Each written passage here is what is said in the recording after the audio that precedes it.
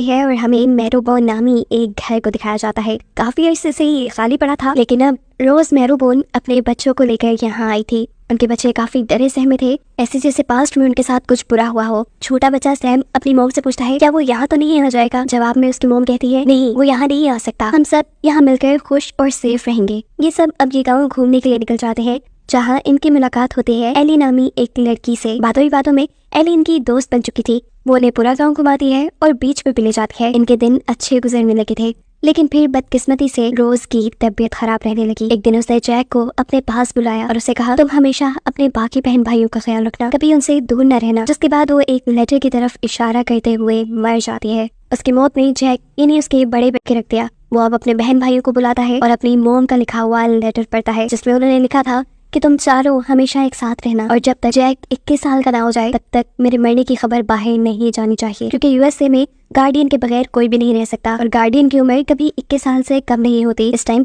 Jack की उम्र 21 साल से कम थी। ये लोग अपनी मॉम के सामने एक साथ रहने का वादा करते हैं। बिना किसी को बताए वो अकेले ही अपनी मॉम का फ्यूनरल करते हैं और फिर दोबारा उनकी लाइफ ऐसे ही शुरू हो जाती है। सब कुछ नॉर्मल चल रहा था, लेकिन एक दिन जब जैक की बहन रूम में बैठी हुई थी तो अचानक कोई उसके ऊपर बंदूक से हमला कर लेता है। वो तो शुक्र था कि गोली कांच से टकराकर रुक गई, वरना तो वो मर जाती। डर कर वो यहाँ अपने बहन भाइयों को बुलाती है। जैक मुड़कर वहाँ देखता है और सीन यहीं से कट होकर हमें 6 माह बाद का सीन दिखाया जाता है। उनकी जिंदगी दोबारा से नॉर्मल चलने लग गई है, लेकिन जिस आदमी ने उस दिन जैक की बहन पे गोली चलाई थी उसके बारे में कुछ नहीं बताया जाता। जैक का सबसे छोटा भाई यानी सैम अपने ही घर में डरता था। उसे शीशे में खौफनाक चीजें दिखाई देती थी, इसलिए उसका डर कम करने के लिए इन सब ने मिलकर सभी शीशों को ढक दिया। पता चलता है अपने मॉम के मरने की खबर छुपाने के लिए ये सब लोग अपने घर में छुप कर रहते हैं। जैक सिर्फ जरूरत के वक्त बाहर जाता है। अब किसी को शक न हो कि उनकी मॉम मर गई है, इसीलिए वो अक्सर फार्मेसी से उनकी मेडिसिन भी ले आता था। जिसके बाद हम देखते हैं वो एक लाइब्रेरी में गया है जहाँ पर एली काम करती है। ये दोनों ही एक दूसरे को बहुत पसंद करने लगे हैं। एली यहाँ जैक को एक बुक भी देती है क्योंकि वो जानती है उसका छोटा भाई सैम घर पे ही पढ़ता है। खैर जैक यहाँ खुद बुक रीडिंग में मसरूफ हो जाता है और हम देखते हैं कि एली के पास एक लॉयर आया है। ये लॉयर है पर एली उसे नहीं। इस लॉयर को यहाँ पर जैक भी देख गया था। वो जैक से कहता है कि आप लोगों ने बोन मैरो हाउस अपने नाम करने की एप्लीकेशन दी थी, उसका प्रोसेस बस कंप्लीट होने वाला है। इस काम के लिए $200 फीस और मुझे आपकी मॉम के कुछ सिग्नेचर चाहिए होंगे, इसलिए कल मैं आपके घर आ जाऊंगा। मॉम के बारे में सुनते ही वो डर गया, सच्चाई ना खुल जाए इस तरह से वो लॉयर से कहता है नहीं मॉम बीमार है, आप ऐसा करें कि डॉक्यूमेंट्स मुझे ही दे दें, मैं खुद साइन करवा लाऊंगा। पर लॉयर बस था कि वो कल को उनके घर जरूर आएगा। घर आकर वो ये सारी परेशानी अपने बाकी बहन भाइयों को बताता है कि कल को लॉयर उनके घर आने वाला है और अगर वो यहाँ आ गया तो रोज के महीने की सच्चाई उसे पता चल जाएगी। साथ ही साथ $200 भी उनके पास नहीं है जो फीस उन्हें ये घर अपने नाम करवाने के लिए देनी है। ये लोग बहुत परेशान थे कि तभी जैक के दूसरे भाई को आइडिया आता है कि क्यों ना वो अपने सीक्रेट बॉक्स में से पैसे निकाल ले। उनकी बात सुनते ही उनकी बहन डर गई। वो कहती है नहीं हम वो बॉक्स नहीं खोलेंगे, हो सकता है कि वो बॉक्स कर्स्ड हो, लेकिन अभी इन्हें बहुत जरूरत थी, इसीलिए ये अपने घर के बाहर एक गार के पास से जाके उस बॉक्स को चुरा लाते हैं। खोलने पर हैरानी की बात कि उनकी एक्सपेक्टेशन के मुताबिक उसमें पैसे ही थे, जिसमें से इन्होंने $200 उठा भी लिए। इनकी सारी प्रॉब्लम्स हल होने लगी थी। वो यहाँ अपने घर को पेंट भी करते हैं ताकि लॉयर को यहाँ आने पे सब कुछ नॉर्मल लगे। काफी दिन बाद अपने घर के कपड़े धो के लटकाते हैं और लॉयर के लिए घर से बाहर टेबल पे सेट करते हैं ताकि ना वो घर के अंदर आए और ना ही उनकी मॉम के बारे में पूछे। जूस वगैरह भी उन्होंने पहले ही बना लिया था। लॉयर से कुछ फॉर्मल बातें करने के बाद लॉयर जैक को डॉक्यूमेंट्स देता है जिसपे उसकी मॉम के सिग्नेचर चाहिए थे। वो कहता है चलो अब तुम्हारी मॉम से भी मिल लेते हैं, उनका हाल चाल भी पूछ लेंगे और ये सिग्नेचर भी ले लेंगे। लेकिन जैक कहता है नहीं आप उनके पास नहीं जा सकते, उनकी तबीयत बहुत खराब है। वो डॉक्यूमेंट्स लेकर खुद अंदर आ गया जहाँ उसकी बहन काफी टाइम से नकली सिग्नेचर्स करने की प्रैक्टिस कर रही थी। इतने में जैक की बहन उन डॉक्यूमेंट्स पे सिग्नेचर ही कहती है कि बाहर बारिश होना शुरू हो जाती है। लॉयर उठकर अंदर आ जाता है और सोचता है अंदर आ ही गया हूँ तो जैक की मॉम से ही मिल लेता हूँ। वो जब जैक की मॉम की रूम की तरफ बढ़ा था तब उसने नोटिस किया कि घर के सारे शीशे इन लोगों ने ढके हुए हैं। कदमों की आवाज सुनकर जैक को भी पता चल जाता है कि लॉयर अंदर की तरफ आ रहा है। वो अपने बहन भाइयों के साथ मिलकर ऐसे एक्टिंग करता है जैसे वो अपनी मॉम से बातें कर रहा हो और जल्दी से रूम से बाहर आ जाता है। लॉयर ने जैसे ही अंदर जाना चाहा तो जैक कहता है नहीं आप अंदर नहीं जा सकते, मॉम बहुत ज्यादा हाइपर है, अभी प्लीज खामोश रहें। लॉयर को भी ज्यादा परवाह नहीं थी, उसे तो सिग्नेचर मिल गए थे, पैसे मिल गए थे, जो लेकर वो यहाँ से चला जाता है। इनका प्लान सक्सेसफुल होने पे ये सारे बहन भाई मिलकर आज पार्टी करते हैं और गेम खेलती हैं। गेम खेलते खेलते उनका डाइस वहाँ से दूर जाकर गिर गया, जिसे जब सैम उठाने के लिए जाता है तो उसे पास ही एक और डाइस पड़ा मिलता है। वो जब दूसरा भी डाइस उठाता है तो अचानक उसके सामने मिरर पे लगा कपड़ा गिर गया जिसमें उसे भूत वो जोर जोर से चिल्लाने लगा। जैक और सभी लोग वहाँ पर आ गए। जैक इस टाइम सैम के साथ अपने सभी बहन भाइयों को कहता है कि जाकर टेंट में छुप जाओ। ये टेंट सैम ने अपने खेलने के लिए बनाया था। वो नोटिस करता है कि इस शीशे के ऊपर लगी सीलिंग उनकी टूट रही थी। जहाँ चढ़कर वो सीलिंग के अंदर देखता है तो वहाँ सच में एक भूत था, जिसे देखते ही उसके सर में दर्द हो गया। वो नीचे गिरा और बेहोश हो गया। उसे होश आया तो उसने खुद को भी टेंट के अंदर पाया। उसकी बहन उसे कह रही थी कि हमने वो पैसे लेके बहुत गलत किया। मैं तुमसे कह रही थी ना, हमें वो पैसे नहीं लेने चाहिए। मुझे पता है ये भूत अपने पैसे वापस लेने के लिए आया है। इसीलिए अगले दिन जैक का भाई अपनी छत के ऊपर जाकर चिमनी से वो सारे पैसे सीलिंग में फेंक देता है। सीन कट होकर हम एली को देखते हैं, जो लाइब्रेरी जाने के लिए तैयार हो रही थी। उसे रास्ते में लॉन मिलता है, जो लाइब्रेरी तक जाने के लिए उसे लिफ्ट देता है। रास्ते में वो एली से जैक की फैमिली के बारे में बात कर रहा था कि बहुत अजीब फैमिली है, ना किसी से घुलती मिलती है, ना बात करती है। उसके बहन भाई तो घर से बाहर भी नहीं निकलते और उन्होंने घर के सारे शीशे ढके हुए हैं। मैंने तो सुना है कि उसके डैड सीरियल किलर थे। ये सारी बातें सुनकर एली कहती है हमें इसकी परवाह नहीं होनी चाहिए, ये उनकी लाइफ है और उनका पर्सनल मैटर है। खैर अगले दिन हम देखते हैं कि जैक और एली दोनों ही समुद्र के पास मिले। यहाँ एली जैक से पूछती है कि मैंने सुना है तुम्हारे डैड एक क्रिमिनल थे, एक सीरियल किलर। जो सुनते ही जैक उठ बैठा। वो एली से कहता है उस आदमी की तो बात ही मत करो, कितना टॉर्चर किया उसने हमें, तुम नहीं जानती। एली को लगा कि उसने जैक को डिस्टर्ब कर दिया है, इसीलिए वो जैक को रिलैक्स करती है और दूर खड़ा लॉयर ये सब चीज देखकर बहुत ज्यादा जेलस हो जाता है। हर इस टाइम जैक घर आ जाता है और घर आते ही उसने अपने आप को कमरे में बंद कर लिया। उसका छोटा भाई जो काफी टाइम से अपनी मॉम के रूम में जाना चाहता था, वो मौका पाते ही अपने मॉम के रूम की कीज चुराकर उनके रूम में चला गया। वो यहाँ अपनी फैमिली फोटो देखता है और अपनी मॉम की चीजों को हाथ लगाकर उन्हें याद करता है। इसके बाद वो खिड़की से बाहर देखना चाहता था, जिसके लिए वो जैसे ही एक स्टूल के ऊपर चढ़ता है तो वो नीचे गिर जाता है। उसके नीचे गिरते ही यहाँ सामने लगा मिरर के ऊपर से कपड़ा भी नीचे गिर गया। मिरर में वो देखने से डरता था, इसीलिए उसने मिरर का ही कपड़ा अपने ऊपर ओढ़ लिया और जब एक आंख से उसने मिरर में देखा तो उसे अपना आप बहुत बड़ा दिखाई दिया। उसने जोर से चीख मारी और फिर सीन यहीं से कट हो गया। हम देखते हैं कि अब ये चारों बहन भाई एक साथ बैठे हैं। जैक की बहन उसे बताती है कि सैम मॉम के रूम में क्या था। वहाँ जाते ही शीशे पे लगा कपड़ा उतर गया और मुझे लगता है ये सब वो भूत कर रहा है। हमें उस भूत को अंजाम तक पहुंचाना ही होगा। इनकी बातों से हमें पता चला कि जिस भूत की ये लोग इतने टाइम से बात कर रहे थे वो भूत कोई और नहीं बल्कि इनके डैड थे। वो सीरियल किलर अपने ही बच्चों को मारने के लिए इंग्लैंड से यहाँ तक पहुंच गया था, जिसने अपनी बेटी के ऊपर गोली भी चलाई थी, लेकिन उस दिन किस बच गई। इन सब लोगों ने फिर अपनी जान बचाने के लिए अपने डैड को पकड़कर सीलिंग में बंद कर दिया। इन्हें लगा कि वो मर गए। जैक की बहन कहती है कि हमें उनका फ्यूनरल कर देना चाहिए, फिर उनका भूत हमें तंग नहीं करेगा। यहाँ सीन कट होकर हमें पता चलता है कि उस लॉयर को न्यूयॉर्क की एक लॉ फर्म से ऑफर आई थी,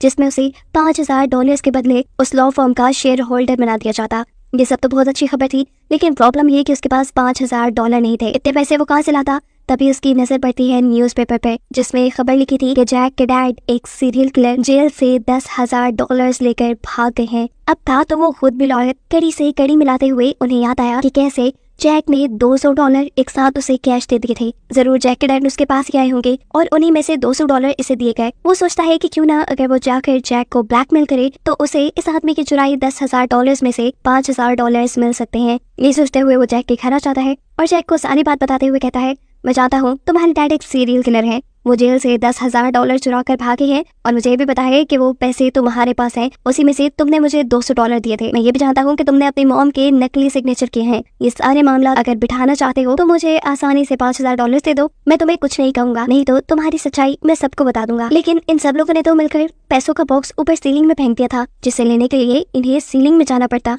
लेकिन वहाँ ये लोग कैसे जाते? वहाँ तो इनके डैड का भूत था। ये लोग एक बहुत बड़ी प्रॉब्लम में आ सकते थे अगर ये उस लॉयर को पैसे न दे दे। खैर फिलहाल ये सब लोग सोने के लिए चले जाते हैं क्योंकि रात हो गई थी। लेकिन जैक का दूसरा भाई सोता नहीं, वो किसी को भी बताए बगैर अपने घर की छत पे चढ़ जाता है। वो चिमनी से सीलिंग के अंदर पैसे निकालना चाहता था। डरते डरते वो ये काम कर रहा था। वो एक लाइटर ऑन करता है और वहाँ वो पैसों वाला बॉक्स ढूंढने लगता है। पैसों का बॉक्स मिलने से पहले उसे यहाँ बहुत से मरे हुए जानवर दिखाई देते हैं। ऐसा लग रहा था कि किसी ने स्पेशल इन जानवरों का शिकार करके खाया हो। इन्हीं सब चीजों को देखते हुए उसे पैसों वाला बॉक्स भी मिल गया। उसने जैसे ही इस बॉक्स को उठाया उसे दूर किसी के होने का पता चला। वो जो भी चीज थी उसने अपने सामने रोशनी की और वो अब अपना चेहरा ही दिखाने वाली थी, लेकिन डरते हुए ये लड़का यहाँ से बाहर निकलने के लिए रस्सी के ऊपर चढ़ने लग गया। लेकिन अब उस एंटिटी ने इस लड़के को रोकने के लिए रस्सी को पकड़ लिया। अपनी जान बचाने के लिए वो सारे पैसे भी उसे दे देता है, लेकिन फिर भी जब वो एंटिटी रस्सी नहीं छोड़ती तो मजबूरन उस लड़के को रस्सी काट के अपनी जान बचानी पड़ती है। सीन कट होकर हमें दिखाया जाता है कि जैक बेहोश था। उसे जब होश आया तो उसने देखा कि उसके जिस्म में बहुत ज्यादा दर्द है। साथ ही साथ उसकी छोटी बहन अपने भाई की पट्टी कर रही है। ये लोग बहुत ज्यादा डरे हुए थे। वो जैक से कहते हैं कि हमारे डैड वो मरे नहीं, वो सीलिंग में अभी भी जिंदा है। बारिश का पानी जमा कर करके वो पीते हैं और जानवरों का शिकार कर करके उन्हें खाकर वो वहाँ जिंदा है। अपने डैड का नाम सुनते ही जैक को दौरा पड़ने लगा था। जैक की छोटी बहन घबरा गई थी कि अब वो क्या करे। उसके दोनों भाइयों की हालत खराब थी। उसके पास कोई चारा नहीं था सिवाय इसके कि वो एली को सारी सच्चाई बता देती और अब एली से मदद मांगती। वो एक लाइट के जरिए अगले दिन एली को मिलने के लिए साहिल पे बुलाती है। एली जब वहाँ आई तो उसे वहाँ कोई नहीं मिला सिवाय एक डायरी के। इस डायरी पे लिखा था, ये हमारी कहानी है। इस किताब से उसे पता चलता है कि पहले जैक और उसकी पूरी फैमिली इंग्लैंड में रहते थे, जहाँ उनके डैड ने उन्हें बहुत टॉर्चर किया। वो एक साइको थे और सीरियल किलर बन गए। वो अपने बच्चों को भी मारना चाहते थे, जिनकी जान बचाने के लिए उनकी मॉम रोज उन्हें अपने इस पुराने मेंशन में ले आई। कहानी यहाँ से फ्लैशबैक में चली जाती है और हम जिस दिन इन लोगों के डैड ने आकर जैक की बहन के ऊपर हमला किया था, इसे देखते ही जैक की बहन डर गई थी। उसने यहाँ जैक को बुलाया। जैक भी अपने डैड को देखते ही डर गया, लेकिन उसके ऊपर जिम्मेदारी थी अपने बहन भाइयों की, जिन तीनों को वो यहाँ सीलिंग में छुप जाने को कहता है और खुद अकेले अपने डैड से निपटने के लिए जाता है। असल में जैक की मॉम अपने हस्बैंड के चुराए पैसे भी यहाँ ले आई थी ताकि उनके बच्चों का फ्यूचर सिक्योर रहे। जैक अपने डैड से कहता है, तुम ये पैसे लो और शराफत से हमारी जिंदगी से चले जाओ, हम तुम्हें कुछ नहीं कहेंगे। लेकिन वो आदमी तो एक सीरियल किलर था, पैसे लेकर वो उनकी जान कैसे छोड़ देता। वो यहाँ जैक के ऊपर ही हमला कर देता है। इससे पहले कि वो जैक को मार डालता, जैक के हाथ में पड़ा हुआ चाकू वो अपने डैड के गले में स्टैब कर देता है। लेकिन अफसोस कि उसके इस हमले से उसके डैड मरे नहीं। कुछ ही देर बाद वो उठ खड़ा हुआ और जैक का पीछा करने लग गया। जैक जिसे लगा था कि उसके डैड मर गए, वो यहाँ से भागते हुए अपने घर जाना चाहता था। उसके पीछे उसके डैड आकर उसे एक पहाड़ी से धक्का देकर गिरा देते हैं। नीचे गिरते ही वो जख्मी होकर बेहोश हो गया, जबकि उसके डैड चले गए दोबारा उसी के घर। वो इस मर्तबा दरवाजे के बजाय चिमनी से ही उनके घर के अंदर जाते हैं, जहाँ जाते ही सबसे पहले उसके हाथ लग गए उसके तीनों ही बच्चे, जिन्हें जान से मारने के लिए वो उनके ऊपर हमला करने ही वाला था। दूसरी तरफ हम देखते हैं कि जैक को भी होश आ गया। वो अपने बहन भाइयों को बचाने के लिए जल्दी से उठकर अपने घर की तरफ भागता है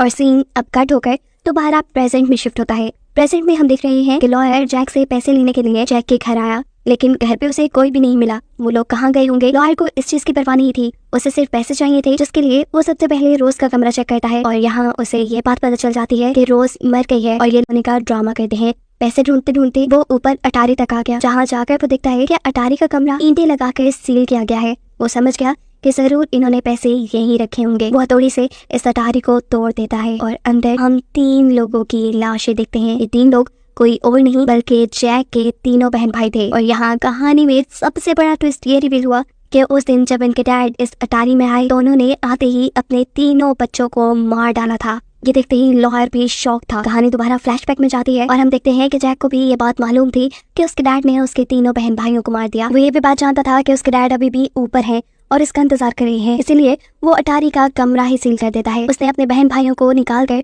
उनका फ्यूनरल इसलिए नहीं किया क्योंकि वो अपने बहन भाइयों के साथ जीना चाहता था, उनकी यादों के साथ जीना चाहता था। इस सदमे से उसे मल्टी पर्सनैलिटी डिसऑर्डर हो चुका था, जिसकी वजह से वो कभी खुद ही अपनी बहन बन जाता, कभी अपना दूसरा भाई तो कभी सैम। उसने घर के सारे मिरर भी इसीलिए ढक दिए थे ताकि उसका ये इल्यूजन न टूटे। वो अगर शीशे में देखता तो उसे पता चल जाता कि असल में वो जैक ही है। आसान लफ्जों में उसने ये बात अपने माइंड में बिठा ली थी कि अभी तक उसके बहन भाई जिंदा हैं। अभी जैक के डैड के निकलने का एक दूसरा रास्ता चिमनी भी था, उसे भी जैक ने बंद किया हुआ था। अब सीन कट होकर हम एली को देखते हैं जो ये सारी बुक पढ़ रही है। इसमें असल में जैक ने ही अपनी कहानी लिखकर एली को बता दी। ये सारी कहानी पढ़ते ही वो जैक के घर जाती है, जहाँ वो देखती है कि जैक अब अपनी बहन की तरह बातें कर रहा था। उसे जैक के घर से कुछ और आवाजें भी आई। चेक करने पे उसे पता चला कि लॉयर उनके घर पे है, जिसे चेक करने के लिए वो ऊपर अटारी तक पहुंच जाते हैं और वहाँ का शौक थी। वहाँ 3 लाशें पड़ी हुई थी जो कि जैक के बहन भाइयों की थी और चौथा लॉयर भी जिंदगी मौत से लड़ रहा था। उसके अंदर जाते ही अटारी का दरवाजा बंद हो जाता है और उसे यहाँ दिखता है जिंदा जैक के डैड, जो एक सीरियल किलर है जो उसे भी मारने के लिए उसके ऊपर हमला कर देते हैं। एली जोर से चिल्लाकर जैक को बुलाती है। वो उससे मदद मांग रही थी, लेकिन जैक अटारी में आने से डरता था। जैक बेशक अटारी में आने से डरता है, लेकिन उसका भाई नहीं। उसे यहाँ एलियन होता है और वो अपने आप को अपना छोटा भाई बिल समझ लेता है। एली ये बात समझ गई कि जैक इस टाइम अपने आप को अपने दूसरे भाई की तरह ही इमेजिन कर रहा है, इसीलिए वो कहती है, बिल मेरी मदद करो। और बिल यहाँ उसकी मदद करने के लिए अपने ही डैड पे हमला करके उसे मार देता है, जिससे एली की जान बच जाती है। यही से सीन कट होकर हमें काफी सालों बाद का सीन दिखाया जाता है। अब हमें पता चला कि एली ने जैक से शादी कर ली थी। वो उसके साथ रहती थी और साथ ही साथ उसका इलाज करवा रही थी। डॉक्टर यहाँ एली को जैक के लिए कुछ मेडिसिन लिख कर देते हैं और एली को मशवरा देते हैं कि तुम उस पागल आदमी को छोड़कर चली जाओ, पर एली ऐसा नहीं करती। कुछ ही देर में हमें ये भी हकीकत मालूम होती है कि डॉक्टर ने जितने भी मेडिसिन दी, एली वो मेडिसिन आज तक जैक को नहीं देती, क्योंकि वो जैक के इल्यूजन्स, उसकी इमेजिनेशंस को खत्म नहीं करना चाहती, जिसमें उसके बहन भाई हैं। जैसे जैक खुश है वो वैसे ही उसके साथ रहना चाहती है, क्योंकि उसे बहुत प्यार है जैक से। और इन दोनों को आखिर में एक साथ दिखाते हुए ये मूवी यहाँ खत्म